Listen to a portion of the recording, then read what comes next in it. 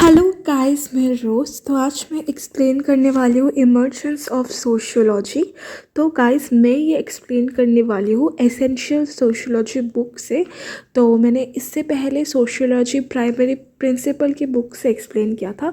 तो मेरे पास जो जो बुक है वहाँ पे मुझे जो जो अच्छा कंटेंट मिलता है तो वो मैं आप लोगों के साथ शेयर कर देती हूँ। तो यहाँ पे जो इमर्जेंस ऑफ सोशियोलॉजी कंटेंट था वो मुझे बहुत अच्छा लगा था। मुझे लगा कि आप लोगों के साथ ये पूरा ही शेयर करना चाहिए। अंडरलाइन जो जो मैंने चीज़ किया है वो इम्पोर्टेंट है, बाकी सब नॉर्मल है। मुझे ये बुक बहुत ही पसंद आया। मैं इस बुक के बारे में आपको इन्फॉर्मेशन दूंगी अपने चैनल पे। Anyways, now let's get started with the emergence of sociology. आप इस बुक का स्क्रीनशॉट लेके रखना पेजेस का, और मैं इसको हिंदी में आप लोगों के लिए एक्सप्लेन कर दे रही हूँ।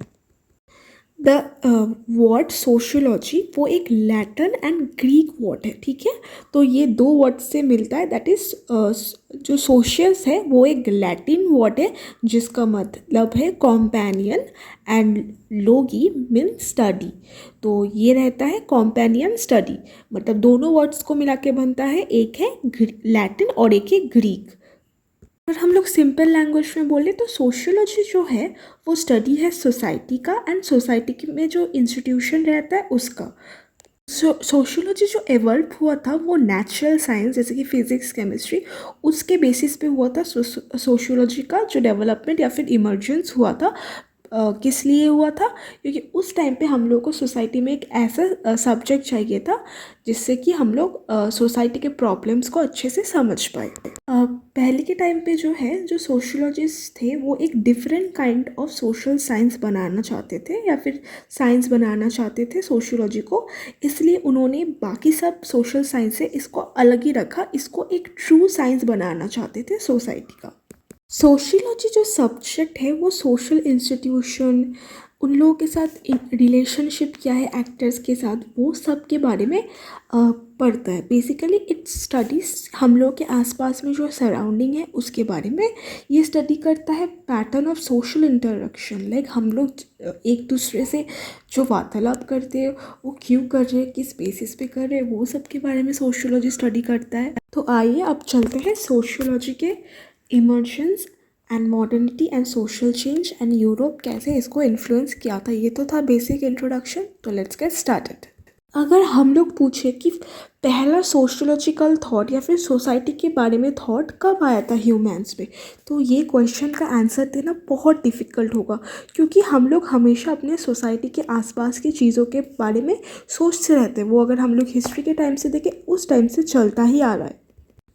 अगर हम लोग देखें sociology as a discipline establish हुआ था यूरोप में, बट इसका जो चर्चा है या फिर इसके जो थॉट्स हैं हम लोग बहुत पुराने लाइक राइटर्स के राइटिंग्स में भी देख सकते हैं। जैसे कि हम लोग रिपब्लिक ऑफ प्लाटो के बुक्स में देख सकते हैं। ये क्या लिखा है, डी ऑफिशियस ऑफ सीसेरो एंड अस्त्रशस्त्र ऑफ कटुलिया। ये सब बुक्स में अगर हम लोग ध्यान से देखें, ये सब बुक्स में ना सोसाइटी के बारे में काम लिखा हुआ है, सोसाइटी के बारे में डिस्कस किया हुआ है। बट ये जो थॉट्स हैं वो सिस्टेमेटिकली नहीं किया हुआ था। 19th सेंचुरी में क्या हुआ, ये सब थॉट्स या फिर सोसाइटी के बारे में जो भी थॉट्स या फिर जो भी चीज़ें समझ में आता था वो उसको एक नाम मिल गया या फिर एक डिसिप्लिन मिल गया। बट ये जो चीज़ हुआ 19th सेंचुरी में ये अचानक से नहीं हुआ। ये चीज़ होने के लिए पीछे बहुत कुछ रीजंस या फिर बहुत कुछ सिचुएशन हुआ था जिससे कि 19th सेंचुरी में सोशियोलॉजी का इमर्जेंस हुआ। तो क्या क्या हुआ था, चलिए हम लोग देखते हैं। तो गाइस, मैं जो एक्सप्लेन कर रही हूँ वो बुकिश लैंग्वेज के बेसिस पे कर रही हूँ। तो अगर आपको समझने में थोड़ा दिक्कत हो रहा है आप बुक को ध्यान से पढ़िए, बट मेरे से जितना हो पा रहा है मैं बुकिश लैंग्वेज को एक्सप्लेन कर रही हूँ हिंदी में।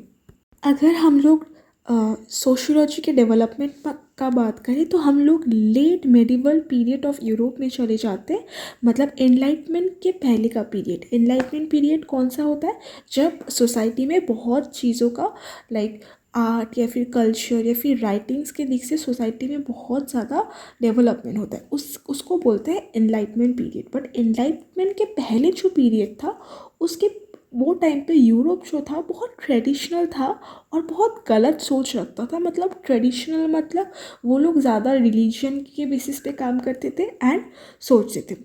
ये जो पीरियड था एनलाइटमेंट के पहले का पीरियड, जो कि बहुत रिलीजियस था या फिर बहुत यहाँ पे जो मतलब इग्नोरेंट होता था लोगों का, इस पीरियड को हम लोग द डार्क एजेस भी बोल सकते हैं। क्यों डार्क एजेस बोल सकते हैं? कि ये जो पीरियड था डार्क एज, इसमें सोसाइटी में बहुत सोशल इवेल्स या फिर गलत प्रैक्टिसेस हुआ करता था। ये पीरियड में न्यू आइडियाज़ नहीं इवल्व हो पाते थे, क्योंकि लोग सिर्फ रिलीजन या फिर ट्रेडिशन में ही पड़े रहते थे, ना ही न्यू इन्वेंशन हो पाते थे साइंस के फील्ड में। बट जो न्यू आइडियाज़ फॉर्म होते लगे, मतलब या फिर ये पीरियड को स्टॉप करके जो न्यू आइडियाज़ फॉर्म होने लगे या फिर न्यू व्यूज़ आने लगे, मटेरियल डेवलपमेंट होने लगे, उस पीरियड को हम लोग क्या बोलते हैं?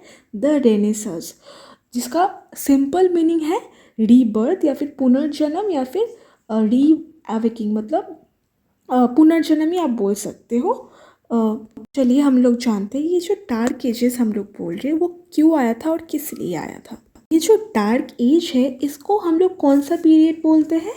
जिस यूरोप में जब क्या हुआ था, रोमन एम्पायर जब गिर गया था, मतलब जब ध्वंस मतलब नष्ट हो गया था, उस पीरियड के बाद वाला जो यूरोप है, लाइक 5th सेंचुरी का, लाइक 5th सेंचुरी से 15th सेंचुरी, मतलब जब तक रेनेसांस नहीं आया था, उस पीरियड को हम लोग बोलते हैं द डार्क एज। ये जो पीरियड है इसको ऑल्सो हम लोग क्या बोलते हैं? Medieval period. ये टाइम पे क्या हुआ था, लिटरली मतलब हिस्ट्री का जो ट्रेडिशनल था या फिर कुछ अच्छा काम नहीं होता था, लाइक बहुत ज़्यादा ट्रेडिशनल था, सोसाइटी में बहुत सोशल इविल्स था, कुछ भी डेवलपमेंट नहीं होता था, चाहे वो थॉट्स के दिख दिए हो या फिर इन्वेंशन के दिख दिए हो। सोसाइटी बहुत पीछे पड़ गया था इस टाइम पे। जैसे कि लिटरली एक्टिविटीज़ नहीं होता था, कोई राइटिंग नहीं होता था, ट्रेडिशनल राइटिंग या फिर आर्किटेक्चर एक्टिविटी भी नहीं होता था, कल्चरल चेंज भी नहीं होता था। तो सोसाइटी बहुत नेगेटिव कंडीशन या फिर बहुत गंदे समय से गुजर रहा था। और ये जो पीरियड है, ये जो डार्क एज था ये सिर्फ यूरोप में ही चल रहा था, बट वर्ल्ड के दूसरे पार्ट में ऐसा नहीं था, सिर्फ यूरोप का बात चल रहा है यहाँ पे। चलिए देखते हैं रेनेसांस में क्या क्या हुआ था। रेनेसांस जो था वो एक्चुअली एक कल्चरल मूवमेंट था, जो कि कहाँ पे शुरू हुआ था? इटाली में शुरू हुआ था 14th सेंचुरी में। ये जो पीरियड है ये डार्क मतलब एज के बाद आया था। इसको हम लोग एक ब्रिज भी बोलते हैं। किस ब्रिज को बोलते हैं? ब्रिज के एक पार है डार्क एजेस या फिर मेडिवल पीरियड, जिसके बारे में हम लोगों ने अभी पढ़ा, और ब्रिज के इस पार है मॉडर्न टाइम्स या फिर जो टाइम पे हम लोग रहते हैं। तो इसके बीच वाला टाइम्स को हम लोग रेनेसांस भी बोल सकते हैं। ये जो पीरियड था, इस पीरियड में क्या हुआ, ह्यूमंस के बारे में सोचा गया कि ह्यूमंस को बीच में रख के ह्यूमंस के तरीकों को ह्यूमंस के लिए सोचा गया। ये पीरियड को हम लोग क्लासिकल गोल्डन पीरियड भी बोल सकते हैं यूरोपियन हिस्ट्री में। क्यों बोल सकते हैं? क्योंकि इसके पहले का टाइम आपको पता था सिर्फ रिलीजियन ट्रेडिशन पे फोकस किया जाता था, ह्यूमंस एंड ह्यूमनिज्म में नहीं फोकस किया जाता था। जो पीरियड था, इस पीरियड में क्या हुआ, आर्ट्स लिटरेचर में बहुत ज़्यादा फोकस किया गया, इंसानों का सोच है उसके ऊपर फोकस किया गया। ये टाइम पे क्या हुआ, लोगों के दिमाग में बहुत सारे क्वेश्चंस आने लगे कि ह्यूमन एग्जिस्टेंस के लिए, कि ये क्यों हो रहा है, सोसाइटी में कुछ भी चीज़ हो रहा है क्यों हो रहा है। तो ये जो क्वेश्चंस हो रहा था, ये भी एक सोशियोलॉजिकल थॉट का एक स्टेप बना। ओके, ये जो रेनेसांस है इसको हम लोग दूसरे टाइम पे भी बोले कि ये एक स्टेप बनाया था मॉडर्नाइजेशन का। पहले हम लोग मतलब टाइम में मॉडर्नाइजेशन क्या है या फिर इसको क्या बोलते हैं ये सब किसी को पता ही नहीं था। रेनेसांस एक स्टेप था या फिर एक मॉडर्नाइजेशन का फर्स्ट स्टेप था रेनेसांस। ओके, तो ये मॉडर्नाइजेशन या फिर मॉडर्निटी को यूरोप में ये रेनेसांस के थ्रू ही आया था। मॉडर्निटी जो वर्ड है वो एक लैटिन वर्ड से आया है मॉडर्नस, और जो मॉडर्नस वर्ड है वो खुद ही आया है एक वर्ड से दैट मीन्स मोडो, दैट मीन्स जस्ट नाउ या फिर करेंट। ओके, ये इतना इम्पोर्टेंट नहीं है, बस मैंने समझाया। तो ये जो मॉडर्निटी है ये बहुत ही इम्पॉर्टेंट है, क्योंकि इसमें एक कल्चर को एंड इंटेलेक्चुअल थॉट को एक नया रास्ता मिल गया। ये बहुत ही जो यूरोप है इस पीरियड को बहुत ज़्यादा सिग्निफिकेंट माना जाता है, इस मॉडर्नाइजेशन पीरियड को। अच्छा, एक थे व्यक्ति जिनका नाम था मार्शल बर्मन। उन्होंने एक बुक लिखा था, all that is solid melt into air, the experience of modernity. उन्होंने ये बुक में लिखा है, लाइक 2010 में उन्होंने बुक लिखा था, वेरी रिसेंटली लिखा है कि मॉडर्निटी जो है वो सिर्फ आइडियाज़ एंड प्रैक्टिसेस के लिए नहीं है, ये उससे भी ज़्यादा है। लाइक इसका जो इम्पैक्ट है वो human culture, institution and politics में पड़ता है, जिसका एहसास हम लोगों को अभी तक ही मिलता है। मॉडर्निटी हर फील्ड में इन्फ्लुएंस करता है, चाहे वो हम लोग का लाइफस्टाइल हो, हम लोग का फैशन हो, पॉलिटिक्स हो, इकोनॉमिक हो, या फिर सोशल लाइफ हो। तो उन्होंने ये चीज़ को बोला था।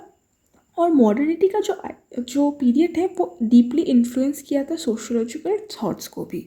अच्छा, तो मॉडर्निटी जो था, जो पीरियड था, ये पीरियड में बहुत कुछ आया था। फ्रीडम ऑफ आइडियाज़, इक्वलिटी, फिर इंडिविजुअलिज्म। इस पीरियड में प्रमोशन क्या हुआ, साइंटिफिक एंड टेक्नोलॉजी का, फिर इंस्टीट्यूशन एंड आइडियाज़ का, बहुत सारे मूवमेंट हुआ। जैसे कि आपको पता ही है, एग्रियन मूवमेंट या फिर फेड्यूलिज्म मूवमेंट हुआ टूवर्ड्स कैपिटलिज्म। मतलब जो प्राइमरी एक्टिविटीज़ फॉलोज करते थे, लाइक एग्रीकल्चर एक्टिविटीज़, उन्होंने कैपिटलिज्म या फिर मार्केट इकोनॉमी के ऊपर मूवमेंट किया, या फिर इंडस्ट्रियलाइजेशन, अर्बनाइजेशन, सेकुलरिज्म, ये सब चीज़ों के ऊपर भी बहुत ज़्यादा मूवमेंट हुआ। और अगर हम लोग बोलें तो पॉलिटिकल स्पेयर में भी डेवलपमेंट हुआ। अगर हम लोग देखें कॉन्सेप्ट ऑफ नेशन स्टेट या फिर डेमोक्रेसी, मॉडर्न ब्यूरोक्रेसी, ये सब टर्म्स पहले नहीं था। ये सब टर्म्स कैसे आया सोसाइटी में, मॉडर्निटी के बेसिस पे आया, क्योंकि मॉडर्निटी आया, लोगों में अलग अलग विचार आ गया, फ्रीडम का नए नए विचार, तो ये सब मॉडर्निटी के थ्रू आया। ये जो टाइम पीरियड था, ये टाइम पीरियड में ओल्ड बिलीफ या जो ओल्ड चीज़ें हम लोग मानते थे उसको क्वेश्चन किया गया।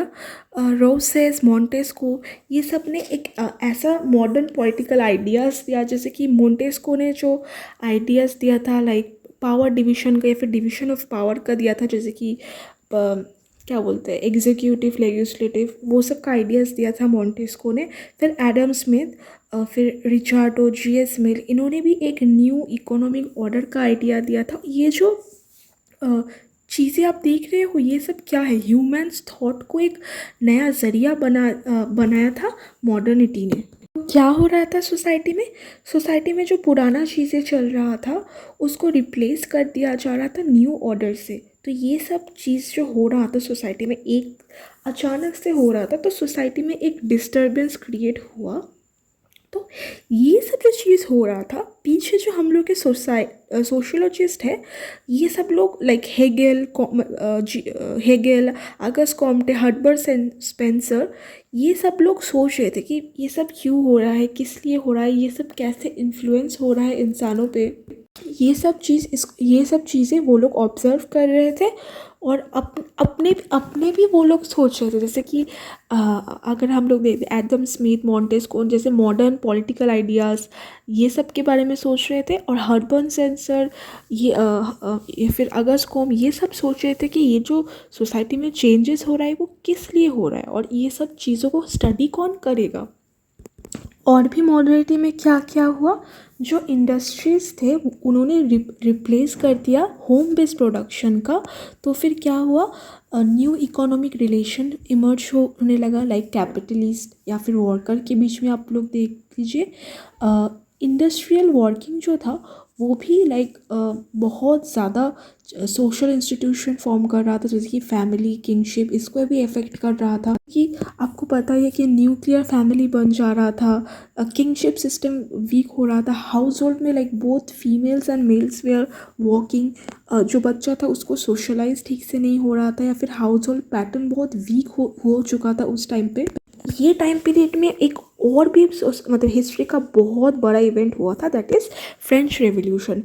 फ्रेंच रेवोल्यूशन हिस्ट्री का सबसे बड़ा रेवोल्यूशन मैं बोलूँगी। इस पीरियड में क्या हुआ था, ओल्ड जो फेडरल ऑर्डर था, अगर आपको पता है फ्रेंच में क्या था, फेडरल ऑर्डर चल रहा था। इस टाइम पे क्या हुआ, जो जो फेडरल था या फिर जो जो काम करते थे लैंड में, उन लोगों ने प्रोटेस्ट किया अगेंस्ट द किंग या फिर जो सोसाइटी में जो रूल्स चल रहा था।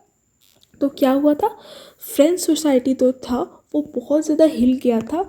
तो तो जो सोशल साइंटिस्ट थे वो उन लोगों को समझना, मतलब वो लोग समझ नहीं पा रहे थे कैसे ये चीज़ को मतलब एक्सप्लेन करें क्या क्या हो रहा है इस टाइम पे। ऐसे मॉडर्निटी ऊपर से फ्रेंच रेवोल्यूशन सब कुछ एक साथ हो रहा था। तो बहुत हल्ला मच गया था सोसाइटी में। ये टाइम पीरियड में क्या हुआ, एक सबको लगा कि एक न्यू डिवाइस बनाना चाहिए जो सोसाइटी को समझे ये जो चीज़ हो रहा है, फ्यूचर में इसको कैसे लाइक हैंडल करना पड़ेगा या फिर क्या क्या स्टेप्स लेना पड़ेगा या फिर वो सब के लिए एक न्यू डिवाइस चाहिए। तो उन इस चीज़ ने डिसिप्लिन में या फिर ये चीज़ ने बर्थ दिया डिसिप्लिन ऑफ सोशियोलॉजी को। अच्छा, तो मुझे ये चार्ट मिला था जिस चार्ट में लाइक मतलब हर कंट्री में किस किस मतलब सोशियोलॉजिस्ट ने न्यू मतलब सोशियोलॉजी को एज अ डिस्टिंक्ट डिसिप्लिन या फिर सब्जेक्ट इस्टेब्लिश करने में हेल्प किया था, उन सब का नाम लिखा हुआ है। आप प्लीज़ पढ़ लीजिएगा। यहाँ पे French, Germany, Italy, British and USA and India के सोशियोलॉजिस्ट के नाम जिन्होंने हेल्प किया था सोशियोलॉजिस्ट को ग्रो करने में अपने रिस्पेक्टिव कंट्रीज़ में, उनका नाम लिखा हुआ है। ये बहुत इंपॉर्टेंट टेबल है, मुझे बहुत पसंद आया। तो आप प्लीज़ इसका स्क्रीनशॉट लेके रखिएगा, फ्यूचर में बहुत काम आएगा। तो बट सोशियोलॉजी का जो जन्म हुआ था वो इतनी इजीली नहीं हुआ था, और भी बहुत चीज़ों ने काम किया। तो चलिए देखते हैं वो कौन कौन चीज़ें था। तो इंटेलेक्चुअल आइडियाज़ तो पढ़ते हैं, ये क्या है।